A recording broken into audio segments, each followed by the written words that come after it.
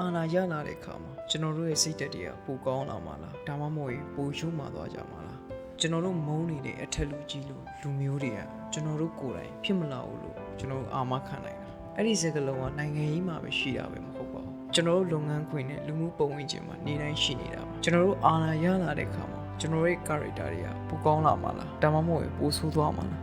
ကျွန်တော်တို့စောင့်ဝင်တော့ကြုံခဲ့တဲ့အတွေ့အကြုံတွေတစ်ခုနဲ့ဥပမာပေးချင်ပါတယ်ဗျာကျွန်တော်တို့စောင့်ဝင်တော့ကျွန်တော်အထက်လူကြီးကအရန်ခင်မှုကောင်းတယ်စစနောက်နောက်ဒါပေမဲ့အချိန်ကြာလာတာနဲ့မြသူကတဖြည်းဖြည်းပြောင်းလဲလာကျွန်တော်တို့ကိုစူတယ်ငေါ့တယ် pressure တွေပြီးတာ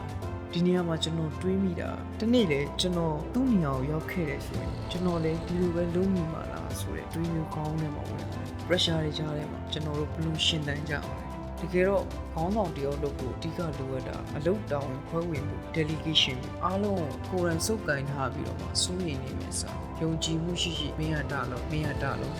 အလုပ်တောင်းဝင်တွေကိုခွဲပေးလိုက်ရင်သူ့ရဲ့ဟာကပို့ပြီးတော့မှ pressure ကြီးလည်းရော့သွားဒါပေမဲ့ကျွန်တော်တို့အဲ့ဒီအားနည်းချက်တွေဖက်လူကြီးတွေသိအောင်ကျွန်တော်ဘယ်လိုပြောကြမလဲကျွန်တော်ရှာဖွေထားတဲ့အချက်၃ချက်ရှိပါတယ်ပထမချက်ကတော့ solution orient approachဆရာဒီလို့ကိုကျွန်တော်ဒီပုံစံမျိုးနဲ့ခွဲလို့လိုက်ရင်ဆရာတဲ့ report တင်ရတာပုံမြန်မယ်ထင်နေဆိုပြီးတော့မှလောက်တော်ဝင်ခွဲဝေဖို့အကြံဉာဏ်ပေးတဲ့သဘောနဲ့ပြောကြည့်ပါဆရာကြီးလောက်ခိုင်းတာတော့မဟုတ်ဘူးဗျာဆရာကြီးလောက်တဲ့ပုံစံလည်းမပေါ့ဘူးဒုတိယချက်ကတော့ emotional intelligence သူစိတ်ပူနေတာကိုသိကြအောင်အတိမတ်ပြုပေးပါတယ်ဆရာဒီလို့ကိုဆရာစိတ်ပူနေတာကျွန်တော်နားလဲပါတယ်ဒါပေမဲ့ကျွန်တော်အကောင်းဆုံးအချိန်မီပြီးအောင်လုပ်ပေးပါမယ်လို့ပြောတာကသူ့ရဲ့ဒေါသကိုရောကြစေတယ်တဲ့ဒါပေမဲ့ကျွန်တော်ကဒုတိယချက်ကိုသိမကြိုက်ဘူးဘာဖြစ်လို့ဆိုတော့နည်းနည်းမာနလည်းထိခိုက်တယ်ဗျာအဲ့လိုဒေါသထွက်နေတဲ့အချိန်မှာဖြည့်ရှင်းတဲ့ဟာကြီးကကျွန်တော်ရဲ့ပုံစံမျိုးမဟုတ်ဘူးအဲ့တော့ဒုတိယတစ်ချက်ကိုတော့ကျွန်တော်မကြိုက်ဘူးကျွန်တော်ယူတဝန်ခံတာပါတတိယချက်ကတော့ the mirror effect တဲ့ကျွန်တော်ကတော့ဒီချက်ကိုကြိုက်ဆုံးပဲဘာလို့လဲဆိုတော့ဒေါသထွက်နေတဲ့အချိန်တုံ့ပြန်တာထက်